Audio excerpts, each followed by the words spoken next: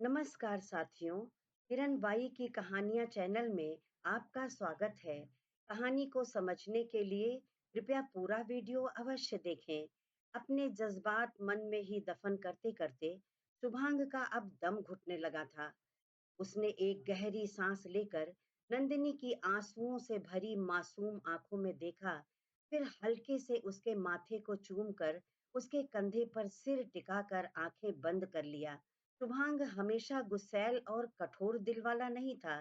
2 साल पहले शुभांग की जिंदगी में एक के बाद एक दो इतने बड़े हादसे हुए जिसने उसकी दुनिया ही बदल कर रख दी। लंदन बिजनेस कॉलेज में पढ़ाई के दौरान शुभांग के कुछ खास दोस्तों में से प्रिया भी एक थी। हर परिस्थिति में एडजस्ट करने वाला प्रिया का स्वभाव शुभांग को पसंद था, लेकिन वो मात्र दोस्ती ही थी, प्यार नहीं था उनके बीच। पढ़ाई पूरी करके जब शुभांग इंडिया वापस आया, तो पापा के बिजनेस को वो नई ऊंचाइयों तक ले गया। कुछ दिनों में उस पर घर वाले शादी का प्रेशर बनाने लगे।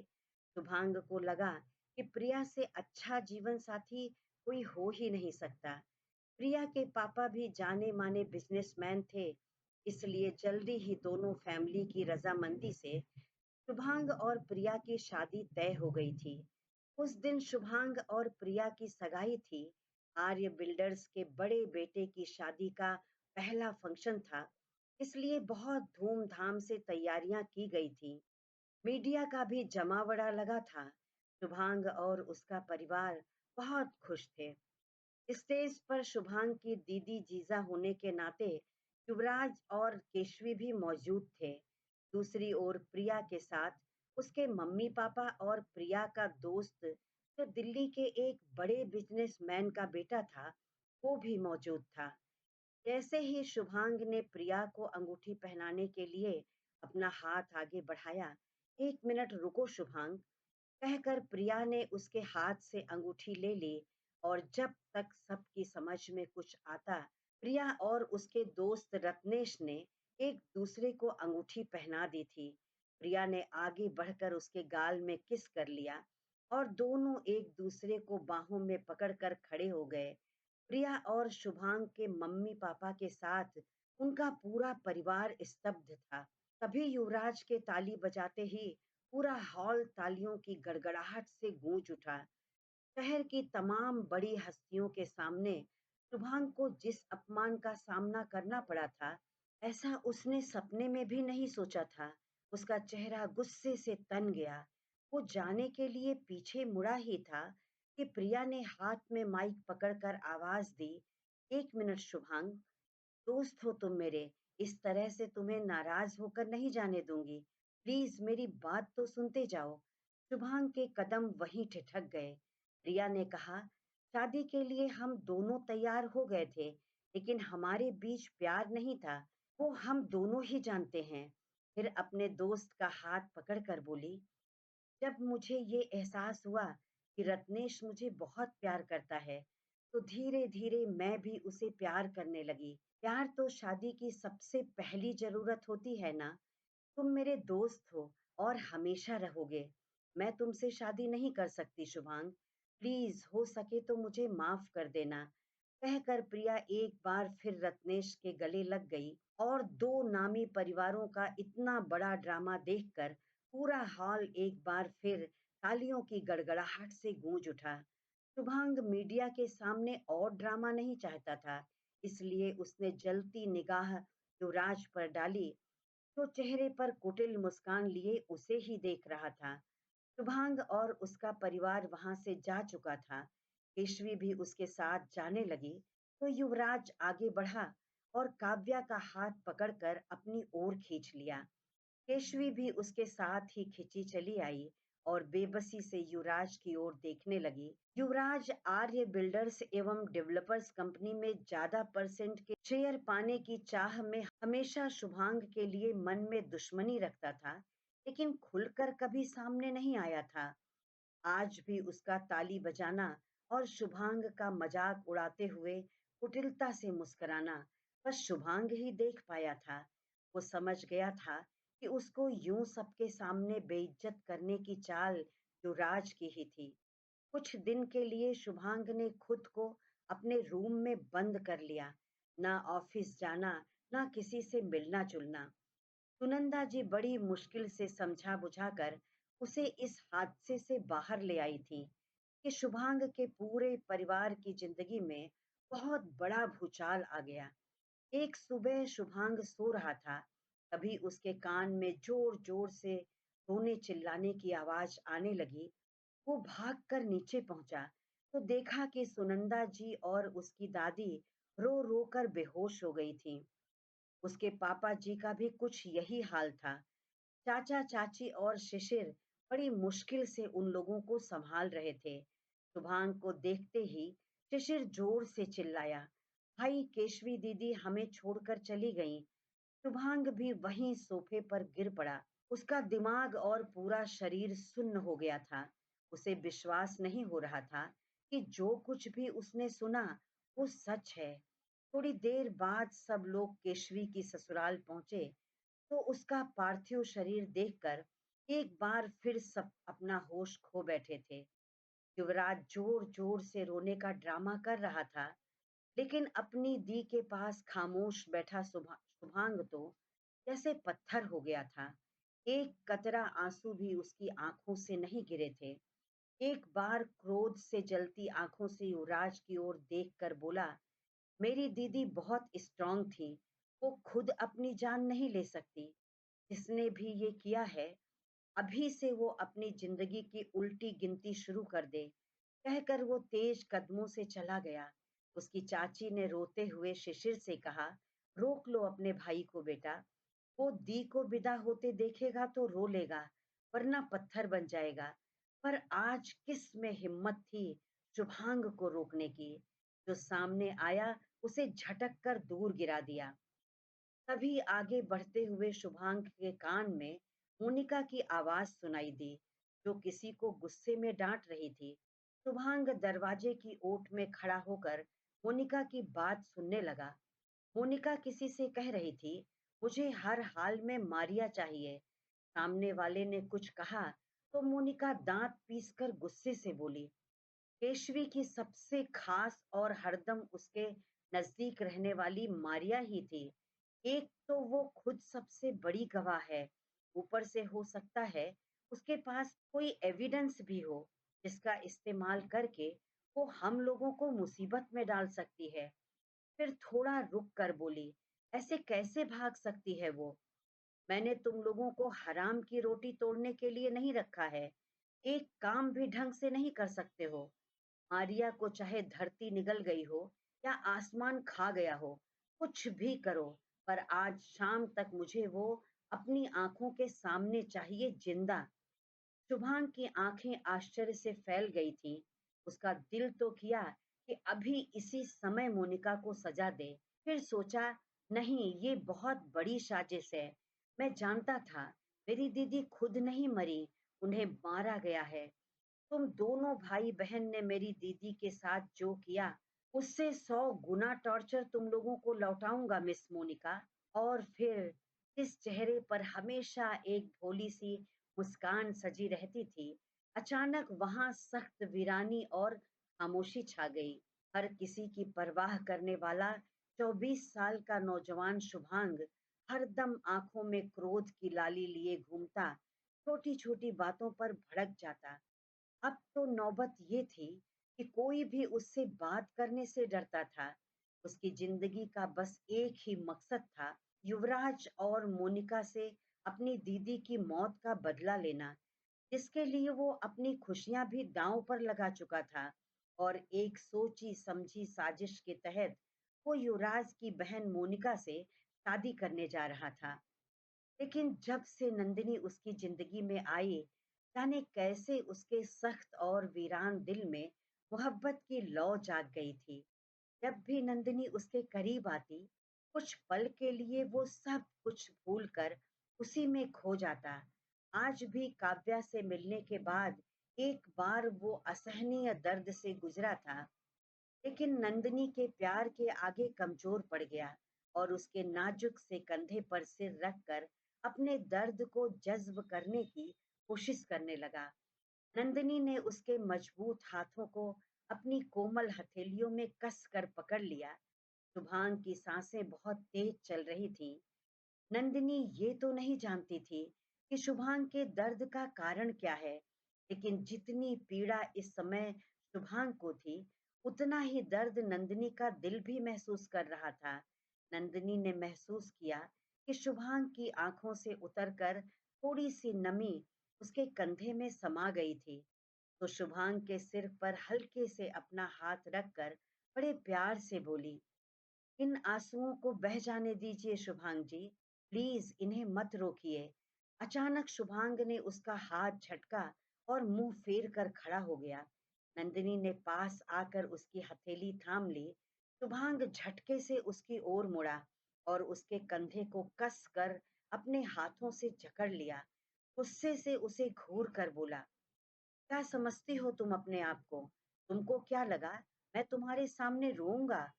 उसके कंधे को झकझोर कर बोला, बेबस और कमजोर नहीं हूं मैं कि बैठकर आंसू बहाऊं। किसने मेरी दी को हमसे छीना है? अपनी हथेली सामने दिखाकर बोला, अपने इन्हीं हाथों से उन्हें ऐसी सजा दूंगा कि देखने वाले की रूह कांप जाएगी। फिर उसकी ओर एक उंगली उठाकर कहा, और तुम आइंदा मुझे कमजोर समझने की गलती मत करना। फिर उसका हाथ पकड़कर दरवाजे से बाहर करते हुए बोला, नाउ गेट लॉस्ट। नंदिनी को तो शुभांग ने खुद से दूर कर दिया था, लेकिन अब खुद को संभाल पाना बहुत मुश्किल था। नंदिनी को तकलीफ देकर उसे कैसे चैन मिल सकता था? अपनी मुट्ठियां कस कर भींचे, आंखें बंद किए शुभांग ढाल सा बिस्तर पर गिर गया। ये सोच कर भी उसका दिल तड़प उठा कि उसने नंदिनी को तकलीफ पहुंचाई है। उसने कहा, थोड़ी देर और तुम्हारे नजदीक रहता तो खुद पर कंट्रोल नहीं कर पाता नंदिनी। तुम्हारे सामने कैसे मैं खुद को कमजोर पड़ने दे सकता हूँ? जानता हूँ कि मुझे तुमसे मोहब्बत है, लेकिन अभी ये नहीं जानता कि तुम भी मुझसे प्यार करती हो या नहीं। तुम इतनी छोटी और मासूम सी हो, फिर मैं कैसे तुम्हारे सामने अपने दिल का दर्द खोल कर रख दूं? पता नहीं तुम क्या सोचोगी मेरे बारे में। मत आओ मेरे करीब नंदिनी, कुछ नहीं है मेरे पास तुम्हें देने के लिए। I am sorry Nandini, please मुझे माफ कर देना। उसकी आंखों की कोरें हल्की सी भीग गई थीं। उसके रूम का डोर बंद था, फिर भी उसका दिल कह रहा था कि नंदिनी बाहर ही खड़ी है। शुभांग ने शिशिर को फोन लगा दिया। इधर शुभांग के रूम के बाहर दीवार के सहारे खड़ी नंदिनी शुभांग का ये रूप देखकर बुरी तरह से सहम गई थी। उसकी आंखों से आंसू रुकने का नाम नहीं ले रहे थे। तभी निधि उसे खोजते हुए वहां तक चली आई। नंदिनी को इस हाल में देखकर निधि बहुत घबरा गई। नंदिनी को गले लगाकर बोली, क्या हुआ नंदू तुझे? इतना क्यों रो रही है? सीमा आंटी का फोन आया था क्या? नंदिनी ने ना में सिर हिला दिया और निधि के गले लगकर सुबकते हुए बोली, अपने रूम में चलते हैं निधु। निधि परेशान होकर बोली, लेकिन तू यहाँ आई ही क्यों थी? फिर एक नजर शुभांग के दरवाजे पर डालते हुए कहा, तू मिस्टर आर्य के लिए खाना लेकर आई थी ना, और उसने तुझे सुना दिया। क्या जरूरत थी तुझे डेविल के मुंह लगने की? तू तो परदादी है ना सबकी, हर किसी की परवाह है तुझे। अरे उसे भूख लगती तो खुद जाकर खा लेता, कहीं का लॉर्ड गवर्नर तो है नहीं। नंदनी उसके मुंह पर हाथ रखकर धीरे से बोली, इतनी जोर से मत चिल्ला निधु, शुभांग जी सुन लेंगे। निधि गुस्से से बोली, तो सुन लेने दो, मैं कौन सा डरती हूँ उनसे। फिर नंदिनी का हाथ अपने सिर पर रखकर बोली, तुझे मेरी कसम है नंदू, सच सच बता मुझे, क्या कहा उसने तुझसे और क्यों आई थी तू उसके पास? नंदिनी अपना हाथ उसके सिर से खींच कर बोली, पागल है तू, इतनी छोटी छोटी बात पर अपनी कसम देती है। मैं शुभांग जी के लिए कॉफी लेकर आई थी। वो युवराज जी के बिहेवियर और काव्या को लेकर बहुत ज्यादा परेशान है, इसलिए मुझे रूम से बाहर जाने को कह दिया। निधि उसका हाथ पकड़कर बोली, मैं जानती हूँ, इतनी सी बात पर तू इतना नहीं रोएगी। उस डेविल ने जरूर तुझे उल्टा सीधा सुनाया होगा। गुस्सा तो हमेशा नाक पर लिए घूमता है। उसकी हिम्मत कैसे हुई तुझे रुलाने की? तो यहीं रुक, मैं अभी उसका दिमाग ठीक करके आती हूँ। नंदिनी ने उसका हाथ पकड़ा और दूर ले जाकर कहा, तू शुभांग जी को गलत समझ रही है निधु। डेविल नहीं है वो, बल्कि बहुत ही अच्छे दिल के मालिक है। सबकी परवाह है उन्हें। देखा है मैंने उनकी आंखों में अपनों के लिए ढेर सारा प्यार। मैं जानती तो नहीं, लेकिन महसूस करती हूँ कि अपने अंदर उन्होंने बहुत बड़ा दर्द छुपा रखा है। हर पल अपने आप से लड़ते देखा है मैंने उन्हें। इसीलिए जल्दी गुस्सा आ जाता है उनको। मुझे उनकी बात का बिल्कुल बुरा नहीं लगा। निधि ने कुछ कहना चाहा कि नंदिनी उसका हाथ पकड़कर अपने रूम में ले आई। नंदिनी आंखें बंद करके बेड पर लेट गई थी। निधि ने सीरियस होकर पूछा, एक बात पूछूं? सच सच बताना नंदू। नंदिनी उसकी ओर चेहरा घुमाकर बोली, मैं तुझसे झूठ नहीं बोल सकती। निधि ने पूछा, तू मिस्टर शुभांग को प्यार करती है ना? नंदिनी ने अपनी आंखें बंद कर ली और शुभांग का नाम सुनकर तेज धड़कते दिल पर हाथ रखकर बोली, मैं नहीं जानती कि प्यार में कैसा महसूस होता है, लेकिन हाँ, उन्हें दर्द में देखकर मुझे भी तकलीफ होती है। मुझ पर गुस्सा होते हैं तो भी मुझे बुरा नहीं लगता। सोचती हूँ शायद इसी बहाने उनकी तकलीफ कुछ कम हो जाएगी। मेरा दिल चाहता है कि मैं कुछ ऐसा करूं कि उनके दिल से सारा दर्द, सारा गुस्सा निकल जाए। उन्हें कभी मुस्कुराते नहीं देखा। इसी आस में उनकी ओर देखती रहती हूँ कि शायद उनके मासूम से चेहरे पर कभी मुस्कान खिल जाए।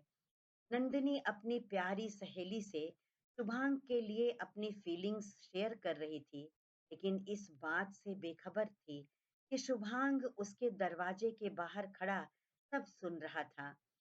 दरअसल नंदिनी शुभांग के रूम से रोती हुई आई थी, इसीलिए शुभांग का दिल तड़प रहा था।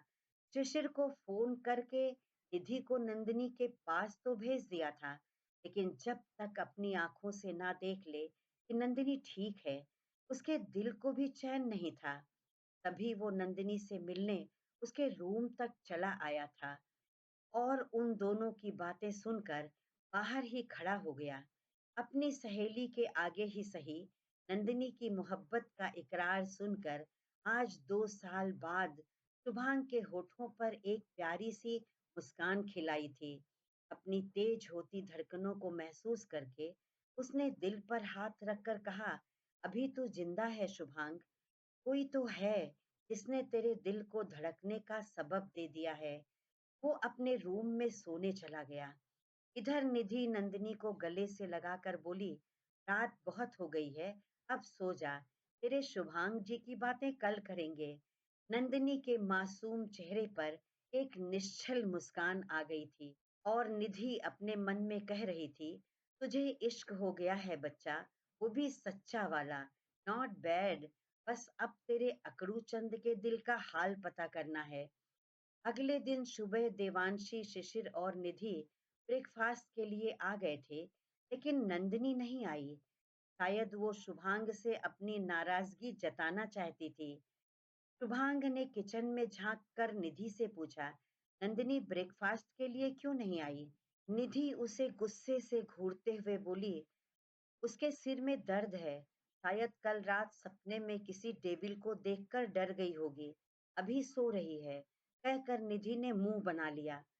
शुभांग के चेहरे पर घबराहट देखकर अपनी हंसी रोकने की कोशिश में शिशिर को खांसी आ गई। शुभांग ने उसे जोर से घूर कर देखा और अपनी नाश्ते की प्लेट और जूस का गिलास लेकर खड़ा हो गया।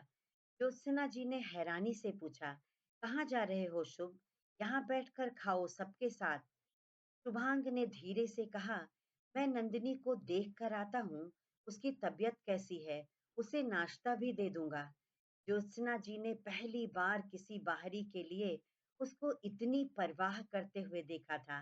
हैरानी से सबका मुंह खुला रह गया, लेकिन मन में तो सबके लड्डू फूट रहे थे। नंदिनी के रूम का दरवाजा थोड़ा बंद था। शुभांग ने बाहर से नॉक किया तो नंदिनी ने सोचा सुशीला ब्रेकफास्ट लेकर आई होगी। उसने धीरे से कहा, कम इन। नंदिनी खिड़की के पास खड़ी थी। आहट सुनकर भी बाहर देखते हुए बोली, आप क्यों परेशान हुई सुशीला आंटी? मैं खुद नीचे आ रही थी। शुभांग गुस्से से बोला, व्हाट आंटी? नंदिनी घबरा कर पीछे मुड़ी। शुभांग के हाथ में अपने लिए नाश्ते की प्लेट और जूस का गिलास देखकर हैरान रह गई थी। तो तीन बार पलकें झपकाकर पक्का किया कि वो सपना तो नहीं देख रही है। फिर कुछ सोचकर वापस खिड़की के बाहर देखने लगी। शुभांग जितनी मिठास अपनी आवाज में घोल सकता था खोल कर बोला, तुम्हारी तबीयत कैसी है नंदिनी?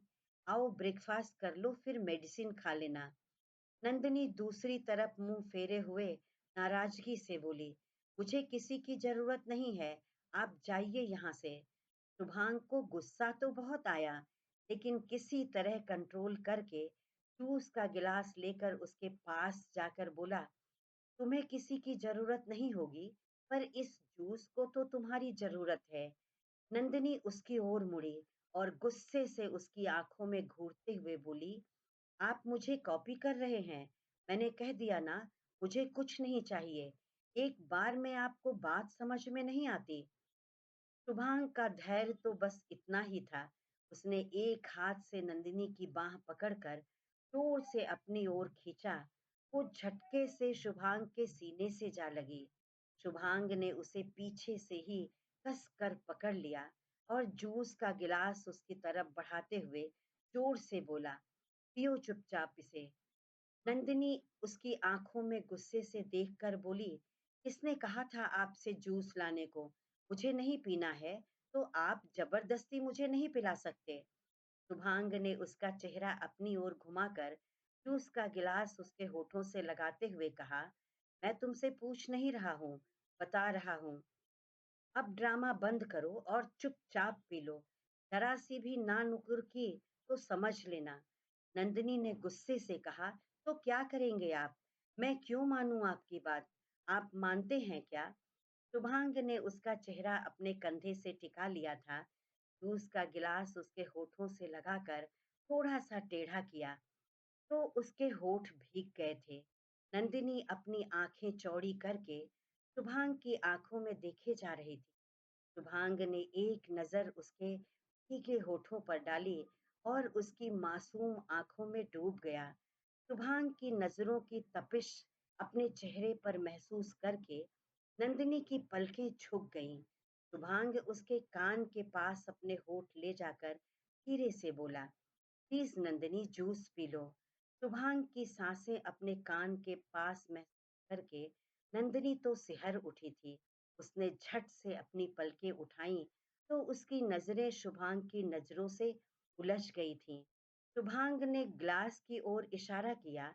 नंदिनी ने जैसे ही एक घूंट भरा तो मुंह बनाकर बोली, क्या कितना खट्टा है ये? ओके ओके मैं देखता हूँ, कहकर शुभांग ने गिलास अपने होठों से लगा लिया।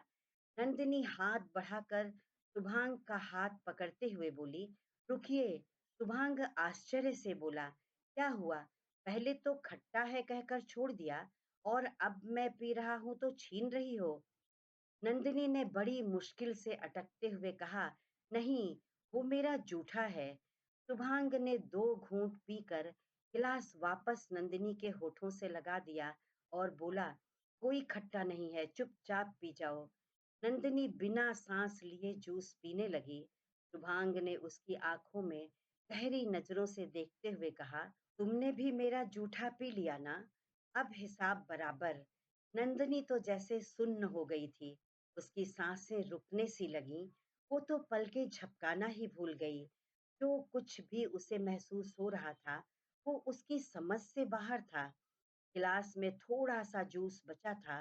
शुभांग ने उसे पीते हुए कहा, वैसे ये जूस मेरे हिस्से का था, इसे तुम पूरा पी गई। नंदिनी कांपती आवाज में बड़ी मासूमियत से बोली, मैं आपके लिए दूसरा बना कर लाती हूँ। शुभांग नंदिनी की घबराहट महसूस कर रहा था। वो भी तो उसके मासूम चेहरे में गुम होने लगा था। धीरे धीरे उसे इस पल के अलावा और कुछ याद नहीं रहा। वो नंदिनी के चेहरे की ओर झुकने लगा तो नंदिनी की पलकें खुद ब खुद मुद गईं। शुभांग ने उसकी कांपती पलकों पर ठहरे तो बूंद अश्क अपने होठों से चुन लिए। फिर धीरे से उसे गले लगाकर उसका सिर सहलाते हुए बोला, रिलैक्स नंदिनी, कुछ नहीं हुआ। नंदिनी ने अपना सिर शुभांग के सीने पर रख लिया। उसकी कपकपाहट और बेतहाशा दौड़ती धड़कनों को शुभांग साफ महसूस कर रहा था। उसने धीरे से नंदिनी को अपने और पास कर लिया। अब दोनों की धड़कनें एक साथ एक लय में धड़कने लगीं। देवांशी की शादी के सभी फंक्शन के लिए सब लोग एक होटल में शिफ्ट हो गए थे।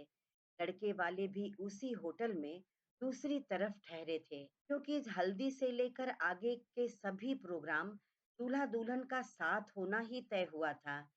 दोपहर को हल्दी और शाम को मेहंदी का फंक्शन था। सब लोग उसी हिसाब से पीले आउटफिट में तैयार होकर आ गए थे। शुभांग भी पीला कुर्ता और सफेद चूड़ीदार में बहुत हैंडसम लग रहा था। तभी उसकी निगाह देवांशी को लेकर आती नंदिनी पर गई। पीले रंग की अनारकली सूट पहने, अपने बालों की एक लंबी चोटी बनाए, जिसको उसने सफेद मोगरे से सजाया था। बड़ी बड़ी आंखों में हल्की सी काजल की लकीर और गुलाबी होठों पर हल्की सी लिपस्टिक। अपने सौम्य रूप से आज वो स्वर्ग की अप्सरा को भी मात दे रही थी। शुभांग आंखों ही आंखों में उसके सौंदर्य को अपने रूह में उतार रहा था। तभी नंदिनी ने शुभांग की ओर देखा तो देखती रह गई। अपनी ओर नंदिनी को यूं निहारता देखकर शुभांग दूसरी ओर मुंह फेर कर मुस्कुरा पड़ा। सबसे पहले देवांशी की सासू माँ ने उसे हल्दी लगाई। उसके बाद सुनंदा जी ने, फिर शुभांग अपनी बहन को हल्दी लगाकर वहां से चला गया। एक बार फिर उसे अपनी दीदी के हल्दी के फंक्शन की याद आ गई थी। वैसे भी ऐसे मौकों पर जब तक उसकी जरूरत ना हो, वो रुकता नहीं था। दूल्हा दुल्हन को हल्दी लगने के बाद लड़के लड़कियों और बड़े लोगों में एक दूसरे को हल्दी लगाने की होड़ मच गई। निधि ने अपनी हथेली में ढेर सारी हल्दी भरी और शिशिर के पीछे दौड़ लगा दी।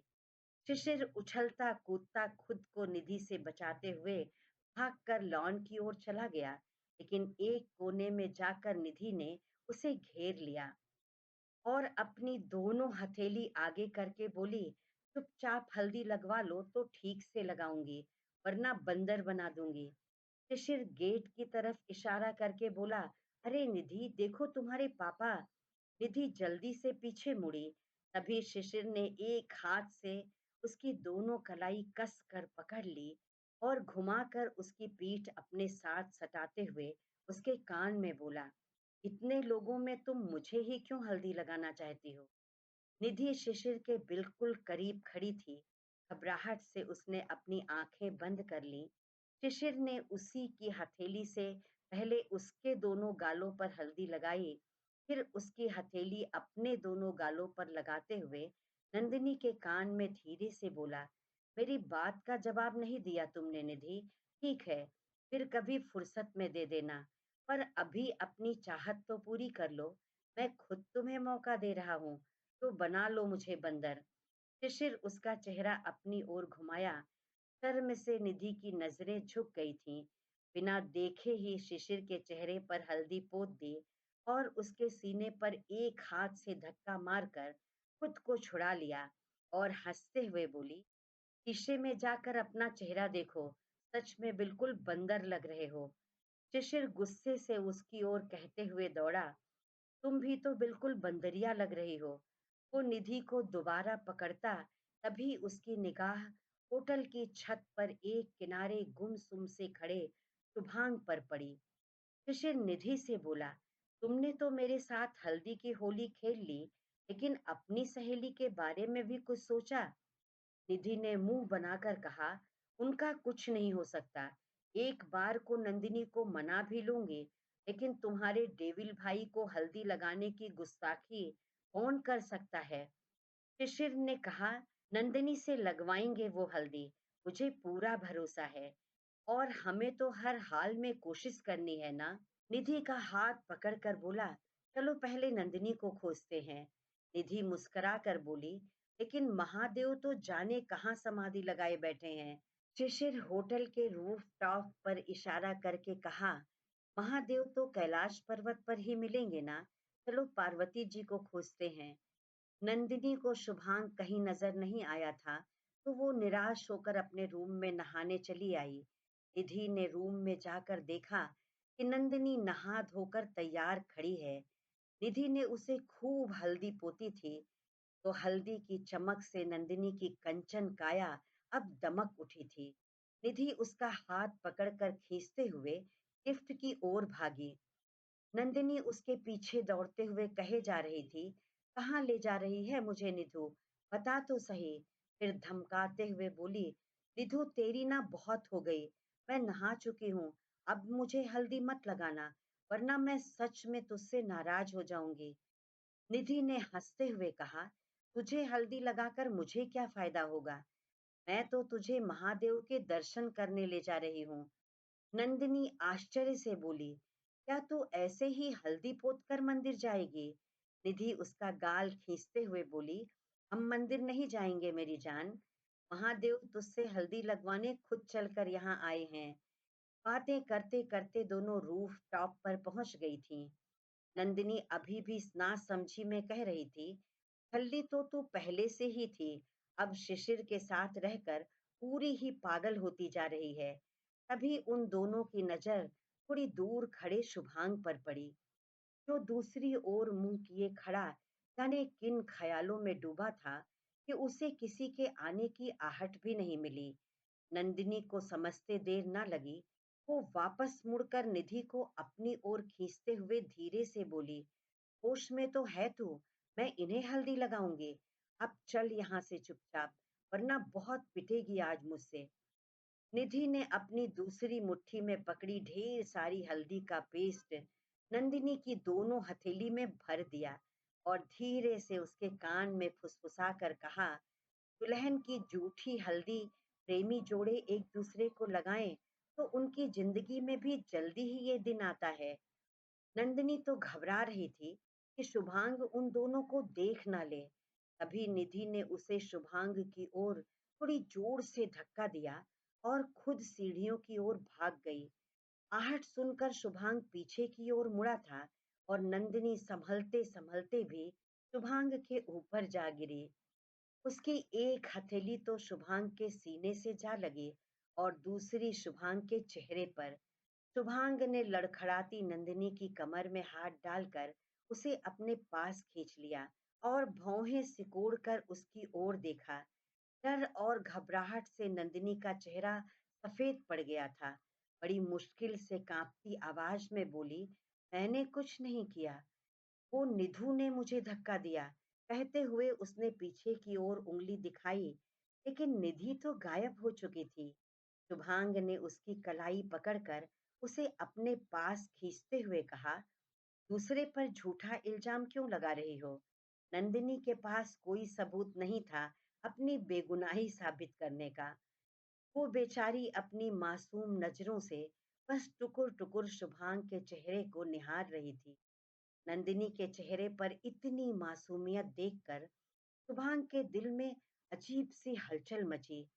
उसके मासूम चेहरे से अपनी निगाहें हटा पाना अब उसके वश में नहीं था। अपनी एक बाह नंदिनी की कमर में डाले और दूसरी हथेली से उसका चेहरा थामे शुभांग नंदिनी के बिल्कुल पास खड़ा था। थोड़ी देर दोनों यूं ही एक दूसरे को देखते रहे। शुभांग हल्के से मुस्कुराया और उसके चेहरे के करीब आकर आहिस्ता से बोला, जब तुमने खुद अपने हाथों से मुझे हल्दी लगा दी, तो मुझे भी तो पूरा हक बनता है तुम्हें हल्दी लगाने का। ये सुनकर नंदिनी ने अपनी नजरें झुका ली। शुभांग अपने चेहरे पर लगी हल्दी धीरे धीरे नंदिनी के चेहरे पर लगाने लगा। नंदिनी की आंखें बंद थीं और उसने शुभांग के दोनों हाथों को कस कर पकड़ रखा था। नंदिनी को इतने पास महसूस करके शुभांग की आंखें भी बंद हो गई थीं, क्योंकि 2 बार शादी तय होने के बावजूद शुभांग ने ये एहसास पहले कभी महसूस नहीं किया था। नंदिनी की छुअन ने कैसे उसकी धड़कनों को बेकाबू कर दिया था। खुद को कठोर समझने वाला शुभांग एक कोमल लड़की की छुअन से बेचैन हो गया था। उसने आहिस्ता से नंदिनी के सुर्ख गालों को चूम लिया। नंदिनी शर्म से उसके सीने में छुप गई। शुभांग की बाहों ने भी उसे कसकर खुद में समेट लिया। क्रमशः साथियों, मेरी कहानी आपको कैसी लगी? अच्छी लगी हो तो कृपया लाइक कर दें और कमेंट में लिखकर जरूर बताएं। ऐसी ही और मनोरंजक कहानियां देखने के लिए मेरे चैनल को सब्सक्राइब करके बेल आइकन दबाना ना भूलें। धन्यवाद।